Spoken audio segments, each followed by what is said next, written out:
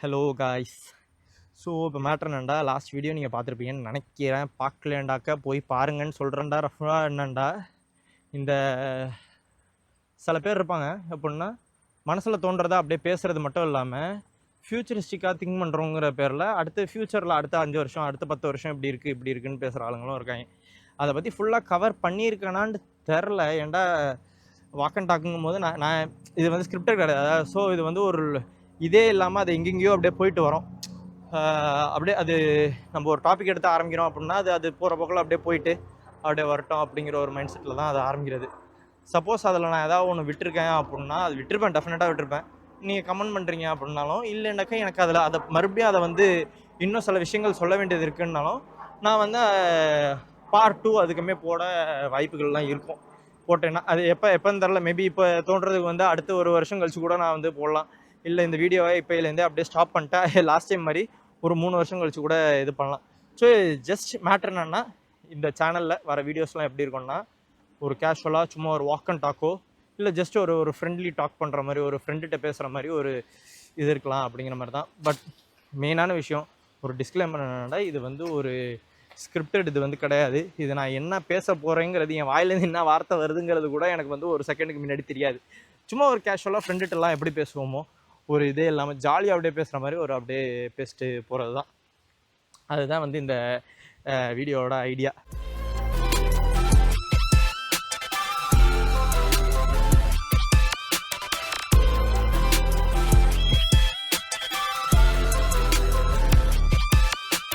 இதுக்கு முன்னாடி என்ன சொல்லியிருந்தேன்டா, இந்த ஃப்யூச்சரிஸ்டிக் திங்கிங் அப்படிங்கும் போதெல்லாம் வந்து நான் கோல்டு, சில்வரு, ஷேர் மார்க்கெட்டு அப்படிங்கிறத பற்றி ஒரு டாபிக் வந்து ஒரு எக்ஸாம்பிளாக நான் எடுத்துகிட்டு வந்தேன்.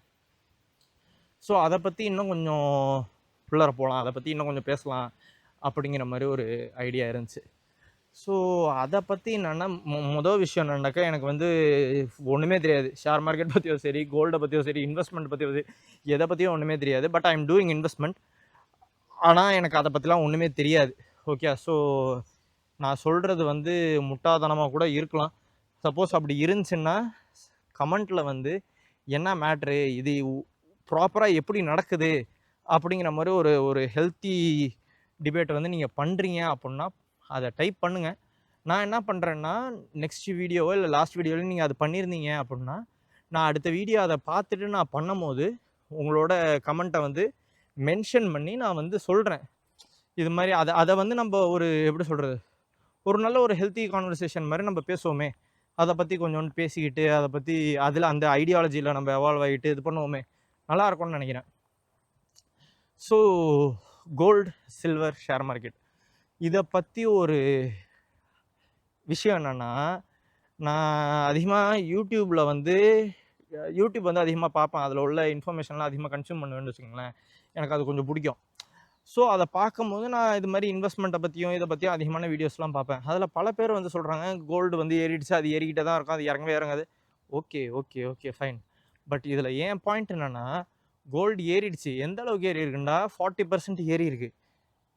40 to 50%. It made be wrong. நான் இதை அப்லோட் பண்ணும்போது மாறி இருந்தாலும் மாறி இருக்கும். பட் அது ஏறி இருந்திருக்கு, அது ஒரு பாயிண்ட்டு. இந்த விஷயம் என்னென்னா, இதுக்கு முன்னாடி அது மாதிரி ஏறி இருக்கா அப்படின்னா கிடையாது. பல பேர் சொல்லுவாங்க கிடையாதுண்டு. ரைட்டு, நான் அதை ஒத்துக்கிறேன். இது எதனால் ஏறுது, பல பேர் சொல்லுவாங்க, பல பேர் வாங்குறாங்கப்பா அப்படின்னு. பல பேர் வாங்குறதுனால ஏறுறது கிடையாது. இது எதனால் ஏறுதுன்னா, பேங்க்ஸ்லாம் இருக்கும்.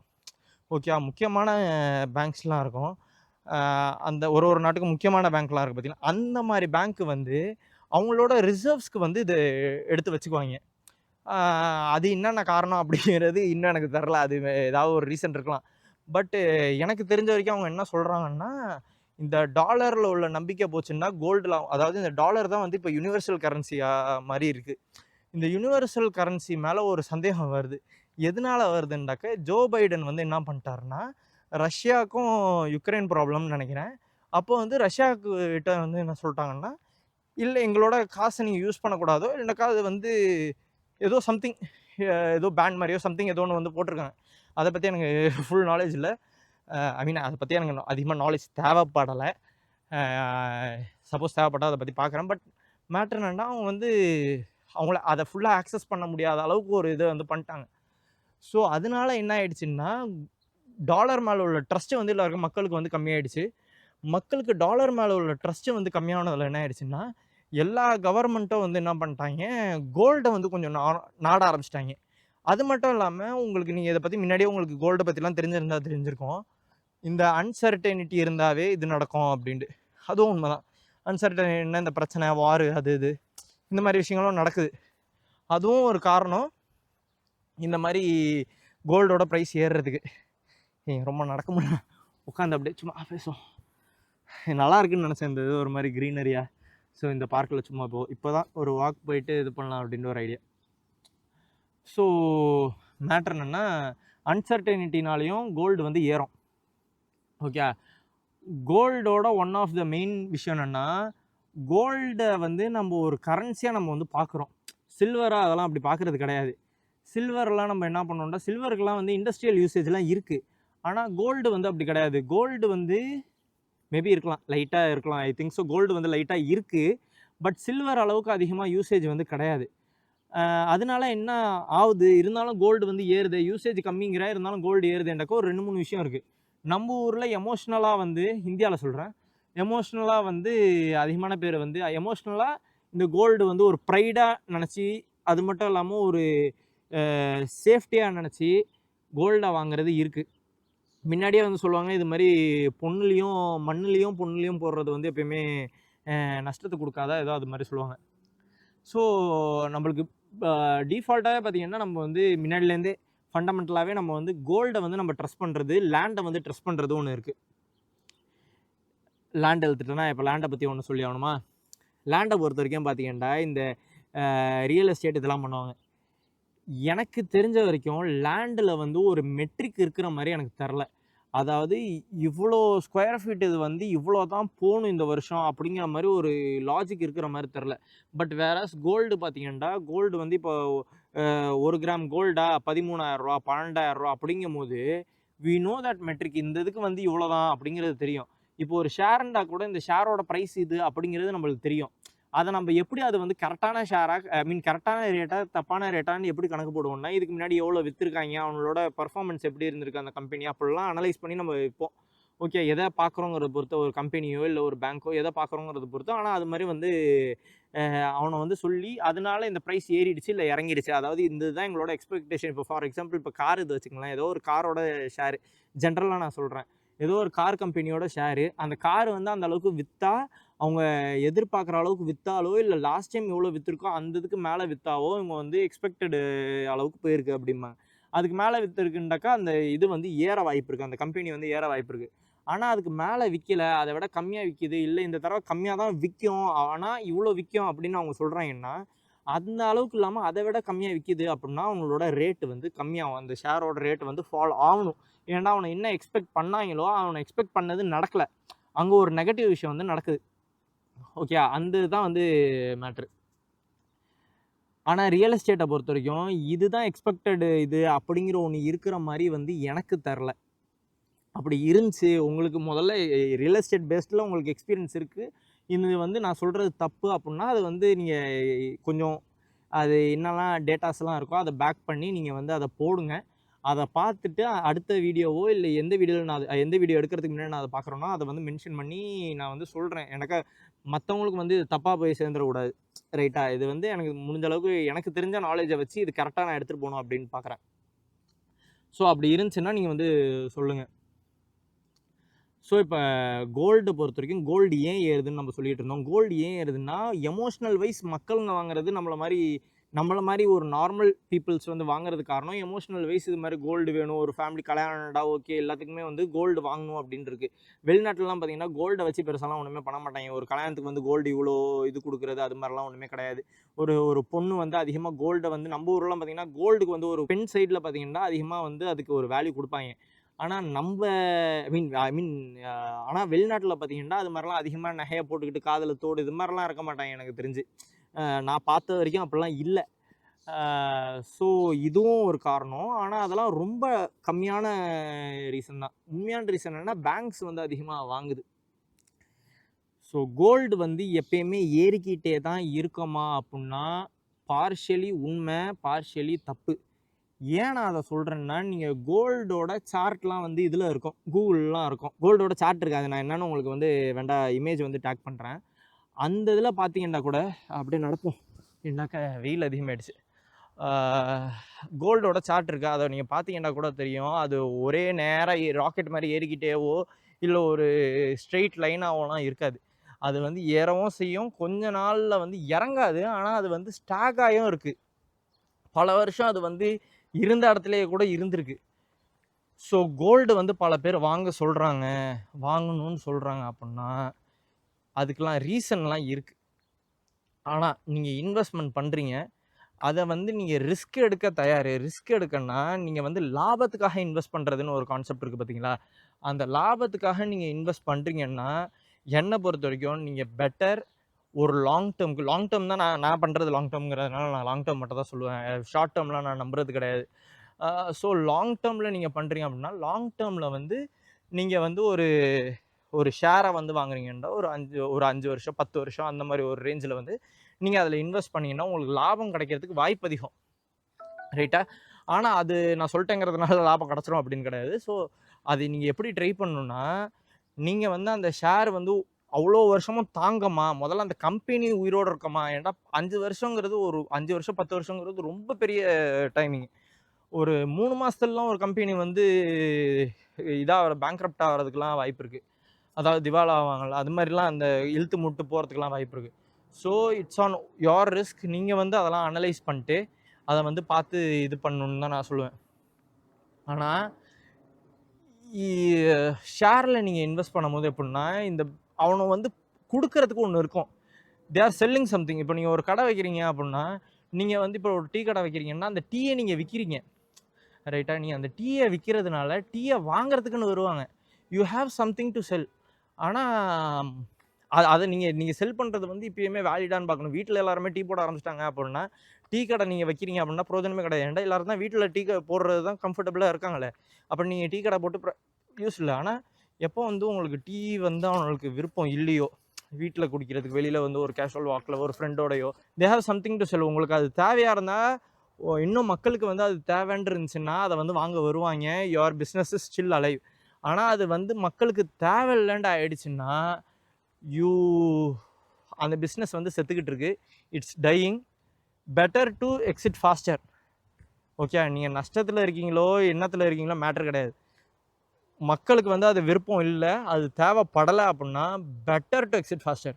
ஃபார் எக்ஸாம்பிள் நான் என்னை பொறுத்த வரைக்கும் மை பாயிண்ட் ஆஃப் வியூ என்னென்னா, குயிக் காமர்ஸ்னு ஒரு கான்செப்ட் இருக்குது. அந்த கம்பெனி அதை இது பண்ணணுங்கிற கம்பெனிக்கெலாம் ஒரு பிரச்சனை என்னென்னா, if people are okay with getting the items later, okay, உடனே இல்லாமல் ஒரு கொஞ்சம் டியூரேஷன் கழித்து ஒரு நான் வெயிட் பண்ணுறதுக்கு தயார் அப்படின்ட்டு இருக்காங்கன்னு வச்சுங்களேன், அந்த இடத்துல அவங்களோட பிஸ்னஸோட மாடல் வந்து ஃபெயில்ட் ஆகுதுங்கிறத நான் ஃபீல் பண்ணுறேன்.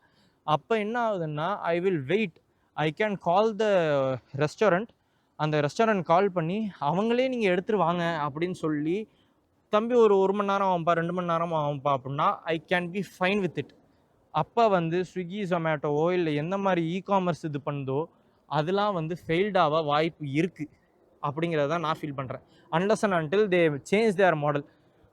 ஸோ இது மாதிரி எந்த கம்பெனியோ இது மாதிரி ஒரு பிரச்சனையை ஃபேஸ் பண்ணுது அப்படின்னா அவங்க வந்து அவங்களோட இந்த பிஸ்னஸ் மாடலை வந்து சேஞ்ச் பண்ணுறாங்க அதுக்கேற்ற மாதிரி அப்படின்னா that company will be alive. இல்லைன்னா அந்த கம்பெனி வந்து பிரச்சனைக்கு வந்துடும், ஏதோ ஒரு ப்ராப்ளம்னால அதோட இது வந்து பர்ஃபார்மன்ஸ் வந்து டிக்ளைன் ஆகிட்டு வரோம் அப்படிங்கிறத நான் ஃபீல் பண்ணுறேன். ஸோ ஷேர் மார்க்கெட்டை பொறுத்த வரைக்கும் கம்பெனி ஒரு ஷேர்ஸை பொறுத்த வரைக்கும் they have something to sell. Unless and until people are okay with it, அது ஓகே. இல்லை பீப்புள் வந்து they are not okay with it, they don't want இட்னா நல்லா தெரிஞ்சுங்க, நீங்கள் எவ்வளோ வருஷம் 100 வருஷம் அதிலே உட்காந்துருந்தாலும் அது ப்ராஃபிட் கொடுக்காது. ஏன் கொடுக்காதுன்னா people don't want it. Okay, அதுதான் இங்கே மேட்ரு. ஸோ இப்போ கோல்டை பொறுத்த வரைக்கும் இது மாதிரிலாம் ஸ்டேபிளாலாம் இருக்கும். ஒரு 10 வருஷத்துக்கோ 8 வருஷத்துக்கோ வந்து கோல்டு வந்து 10 வருஷத்துக்கு 8 வருஷத்துக்கோ வந்து அதே இடத்துல இருக்கும். நான் இன்றைக்கி இன்வெஸ்ட் பண்ணிட்டு 10 வருஷம் கழித்து பார்த்து அந்த காசு அப்படியே இருக்குது அப்படின்னா தேர் ஆர் ரிஸ்க். அப்படிலாம் இருக்க வாய்ப்பு இருக்குது. ஓகே. பட் ஐ மீன் இருந்திருக்கு. இன்னும் சொல்லணும்னா 8 வருஷத்துக்குலாம் இப்படியே ஒரே இடத்துல கூட கோல்டுலாம் இருந்திருக்கு. ஸோ நீங்கள் எதுக்கு கோல்டில் இன்வெஸ்ட் பண்ணணுங்கிறதும் நீங்கள் முதல்ல தெரிஞ்சுக்கணும். இட்ஸ் லைக் இன்சூரன்ஸ் மாதிரி. நான் இப்போ ஃபார் எக்ஸாம்பிள் நான் என்ன பண்ணுறேன், நான் வந்து ஒரு ஃபியூ லேக்ஸ் வந்து ஷேர்ஸில் வந்து நான் இன்வெஸ்ட் பண்ணுறேன்னு வச்சுக்கோங்க. ஆனால் என்ன ஆகுது, ஷேர்ஸ்லாம் ஒரு ரிஸ்க் இருக்குது, கீழே உழுவுறதுக்கு வாய்ப்பு இருக்குது, ரைட்டா? ஆனால் நான் ஷேர்ஸில் இன்வெஸ்ட் பண்ணுறதுக்கு என்ன ரீசனு, நான் எதுக்கு ஷேர்ஸில் இன்வெஸ்ட் பண்ணேன்னா அதுலேருந்து எனக்கு லாபம் வரோங்கிறதுக்காக. எந்த அளவுக்கு லாபம் வரும்னா, நான் வந்து ஃபார் எக்ஸாம்பிள் என்ன வைக்கிறேன், நான் வந்து ஒரு ஷேர்லேருந்து எனக்கு வந்து 10% லாபம் வந்து ஒரு வருஷத்தில் வரணும்னு வைக்கிறேன்னு வச்சுக்கோங்க. அப்போ ஒரு வருஷத்தில் அந்த லாபம் வந்தே ஆகணுன்ற அவசியம் கிடையாது, ரைட்டா? ஸோ இப்போ என்ன ஆகும், அந்த ஷேரில் லாபம் வந்தாலும் வரலாம், வராமல் கூட இருக்கலாம். மேபி அது ஒரு 8% கூட கொடுக்கலாம் ஒரு வருஷத்தில். 8% கொடுத்துட்டு அடுத்த வருஷம் வந்து அதுக்கு ஈக்குவலாக 12% கொடுத்துருச்சுன்னு வச்சுங்களேன். அப்போ லாஸ்ட் இயரும் 10%, இந்த இயரும் 10%ங்கிற மாதிரி கூட நம்ம வந்து ஒரு சிஏஜிஆர் வந்து, அதாவது அந்த அந்த கான்செப்ட் வந்து நம்ம வச்சுக்கலாம். இது மாதிரி நம்மளுக்கு கிடச்சிருக்கு, அந்த க்ரோத்தில் இருந்திருக்குன்னு கூட வச்சுக்கலாம். ஸோ இப்போ இந்த மாதிரி ரேட்டில் இருக்கும் போது, இல்லை அது மைனஸ் ஆச்சுன்னாலும் எனக்கு இப்போ ஆல்டர்னேட்டிவ் என்னோட பேக்கப் வந்து எனக்கு வேணும்னு நான் நினைக்கிறேன். இப்போ நான் வந்து இந்த ஷேர் மார்க்கெட்டில் போட்டு அந்த காசு திவாலா வாய்ப்பு இருக்குங்கும் போது, இல்லைக்க இப்போ நான் ஒரு காரை வாங்குகிறேன், காரை வாங்கி நான் நல்லா தான் காரை ஓட்டுவேன். ஆனால் தெரியாதனமா நான் அவங்கள இடிச்சிட்டேன் அப்படின்னா கூட எனக்கு வந்து அது வந்து ஒரு பேக் பண்ணும். அதுக்கு தான் வந்து உடனே வந்து நான் காசு கொடுக்கணுன்னு அவசியம் கிடையாது. இன்சூரன்ஸ்லேருந்து வாங்கி நான் அவங்கள்ட்ட கொடுத்துட்டு இன்சூரன்ஸ்க்கு வந்து நான் கொஞ்சம் கொஞ்சமாக கட்டிக்கிட்டு இருக்கலாம். ஓகே, இதான் அதோட கான்செப்ட். அதே மாதிரி இப்போ நான் வந்து ஒரு ஷேர் மார்க்கெட்டில் ஷேரை வந்து நான் வாங்குகிறேன். ஷேரை வாங்கிட்டு ஷேர் வந்து என்ன பண்ணுது, அண்டர் பர்ஃபார்ம் பண்ணுது. நான் எதிர்பார்த்த அளவுக்கு பர்ஃபார்ம் பண்ணாமல் மொக்கையாக பர்ஃபார்ம் பண்ணுதுன்னு வச்சுக்கோங்க. அப்போ அந்த இடத்துல என்னோட பேக்கப் வந்து என்னவாக இருக்கும், என்னோட இன்சூரன்ஸ் வந்து என்னவாக இருக்கும், எனக்கு அந்த காசு வந்து போனது போயிடும்ல. ஸோ அப்போ நான் என்ன பண்ணேன்னா, இதோட அப்படியே ஆப்போசிட் தான் பார்த்தீங்கன்னா கோல்டு. ஷேர் மார்க்கெட் வந்து நல்லா பர்ஃபார்ம் பண்ணும்போது கோல்டு வந்து ஸ்டேபிளாக இருக்க வாய்ப்பு இருக்குது. கோல்டு வந்து நல்லா பர்ஃபார்ம் பண்ணும்போது ஷேர் மார்க்கெட் கீழே போகிறதுக்குள்ள வாய்ப்பு இருக்குது. இது மாதிரிலாம் நடந்திருக்காண்டா முன்னாடி நடந்திருக்கு. ஸோ நீங்கள் என்னவா பார்க்கலாம் அப்படின்னு பார்த்தீங்கன்னா, கோல்டை வந்து ஒரு இன்சூரன்ஸ் மாதிரி பார்க்கலாம். நீங்கள் காரை வந்து 2 கோடி ரூபாய்க்கு நீங்கள் ஒரு காரை வாங்குறீங்க அப்படின்னா, இல்லை ஒரு 10 லட்ச ரூபாய்க்கோ 20 லட்ச ரூபாய்க்கோ நீங்கள் காரை வாங்குறீங்கன்னா, இன்சூரன்ஸும் நீங்கள் 20 லட்ச ரூபாய்க்கு வாங்க மாட்டீங்க. நீங்கள் என்ன பண்ணுவீங்க, ஒரு மாதத்துக்கு 2000 ரூபா, ஒரு மாதத்துக்கு 20,000 ரூபா அப்படிங்கிற மாதிரி தான் இன்சூரன்ஸ் வந்து வாங்குவீங்க, if I'm not wrong. So அந்த மாதிரி வந்து நீங்கள் கோல்டை வந்து பார்க்கலாம். ஒரு இன்சூரன்ஸாக நான் போடுற காசு வந்து இங்கே மைனஸ் ஆகிடுச்சு, ஒரு காசு மைனஸ் ஆகிடுச்சுங்கும் போது இன்னொரு காசும் நீங்கள் வந்து ஒரு காசு தான் ஒரு சைடில் உள்ள ஒரு காசு தான் மைனஸ் ஆகிடுச்சு, இன்னொரு சைடில் ஒரு காசு வந்து என்ன ஆகும், பாசிட்டிவ் ஆகிடும், லாபத்துக்கு போயிடும் அப்படின்னு நீங்கள் எதிர்பார்க்கக்கூடாது. இந்த காசு மைனஸ் ஆனாலும் இப்போ எனக்கு காசு தேவைன்னா அட்லீஸ்ட் ஒரு காசு வந்து மைனஸ் ஆகாமல் இருக்குது பார்த்தீங்களா, அதுதான் வந்து நம்மளுக்கு கோல்டு வந்து கொடுக்குறது. அதுதான் நம்ம கோல்டில் வந்து எக்ஸ்பெக்டேஷன் வந்து வச்சுக்கணும். அதுதான் கொடுக்க மாட்டா கிடையாது. அது மேபி பாசிட்டிவாக கூட போகலாம், பயங்கர லாபத்தில் கூட கொடுக்கலாம். இப்போ லாஸ்ட் டைம் வந்து 40% 50% அரௌண்டு கொடுத்துருக்குல்ல, அது மாதிரி கூட அது கொடுக்கலாம். ஆனால் உங்கள் எக்ஸ்பெக்டேஷனை நீங்கள் எவ்வளோ லோவராக வச்சுருக்கீங்களோ அது வந்து அதிகமாக கொடுத்துச்சுன்னா அது வந்து உங்களுக்கு லாபம். அதுதான் வந்து நான் இதில் வந்து சொல்ல வர பாயிண்ட். ஸோ கோல்டை வந்து நீங்கள் என்ன பார்க்கலாம், இட்ஸ் லைக் எ இன்சூரன்ஸ். நீங்கள் உங்களோட மெயின் கதை வந்து நீங்கள் வந்து லாபம் சம்பாதிக்கணுன்ட்டு இருந்தீங்கன்னா, உங்களோட மெயின் கான்செப்ட் வந்து என்னென்னா, நீங்கள் ஒரு காரை வாங்கணும், அதாவது ஒரு ஷேரை வாங்கலாம். It's up to you. நான் வந்து ஜஸ்ட் ஒரு பாயிண்ட் ஆஃப் வியூ தான் கொடுக்குறேன். இது என்னோட பாயிண்ட் ஆஃப் வியூ. ஜஸ்ட் ஒரு ஃப்ரெண்டுகிட்ட பேசுகிற மாதிரி பேசணுங்கிறது தான் இந்த வீடியோ, இந்த சேனலோட ஒரு பாயிண்ட். ஓகே, ஸோ இது நான் புரிஞ்சுக்கிட்டது, இது எனக்கு தெரிய வந்தது. I could be wrong, it could be risky, it could be any thing, I could be even nonsense, doesn't matter. நான் என்ன ஷேர் பண்ண நினச்சேன்னா இது நான் புரிஞ்சுக்கிட்டேன். இது எவ்வளோ பேருக்கு தெரியுங்கிறது தெரில, பட் இது தெரிஞ்சுக்குங்க அப்படிங்கிறது தான் என் பாயிண்ட். ஸோ நல்லா புரிஞ்சுங்க. கோல்டை வந்து நீங்கள் ஒரு இன்வெஸ்ட்மெண்ட் பேஸ்டில் நீங்கள் வந்து யோசிக்கிறீங்க அப்படின்னா, சென்டிமெண்டலாக இல்லாமல் இன்வெஸ்ட்மெண்ட் பேஸ்டில் யோசிக்கிறீங்கன்னா, கோல்டு வந்து ஒரு இன்சூரன்ஸாக பார்க்க ஆரம்பிங்க. ஓகே, இல்லை உங்களாட்டி இந்த 40%ல் ஒரு ஷார்ட் டேர்மில் உங்களாட்டி இது பண்ண முடியும், லாபத்தை சம்பாதிக்க முடியும், அந்த மாதிரி ஆளுங்கன்னா பெட்டர் டூ. ஏன்டா எனக்கு அதை பற்றி சுத்தமாக நாலேஜ் கிடையாது, எனக்கு எதை பற்றியுமே நாலேஜ் கிடையாது, அது விஷயம். ஸோ இதான் நான் இந்த வீடியோ வழியாக சொல்ல வர கருத்து. இந்த வீடியோவில் அப்பப்போ என் ஃபேஸே டார்க்காக இருக்கும், ஏதோ ரேண்டமாக இருக்கும். நான் முன்னாடியே சொன்ன மாதிரி டசன்ட் மேட்டர். நீங்கள் என் ஃபேஸை பார்க்குறீங்க பார்க்கல, டசன்ட் மேட்டர். விஷயம் என்னென்னா ஜாலியாக ஒரு ஃப்ரெண்ட்லி கான்வர்சேஷன் வச்சுக்கணும்னு ட்ரை பண்ணி இந்த வீடியோ ஷூட் பண்ணேன். ஸோ இதை பற்றி உங்களுக்கு ஏதாவது ஒரு கருத்து இருக்குது, you want to say something அப்படின்னா கமெண்ட் பண்ணுங்கள். பார்ப்போம். அதை வச்சு if I have any contradict idea, அது இல்லை, இது வேறு மாதிரி, நான் வந்து இந்த மாதிரி இது மாதிரி யோசிக்கல, I have a different point of வியூண்டா, அதை பற்றி ஒரு வீடியோ உருவாக்குறேன். Let's talk. ஐ மீன் நல்லதை பற்றி பேசுவோம், ஒரு ஜாலியாக ஒரு ஃப்ரெண்ட்ஸாக பேசுவோம் அப்படிங்கிறத நான் நினைக்கிறேன். Okay, bye. அடுத்தது வேறு ஏதாவது ஒரு டாபிக் இருந்துச்சுன்னா லெட்ஸ் மீட்.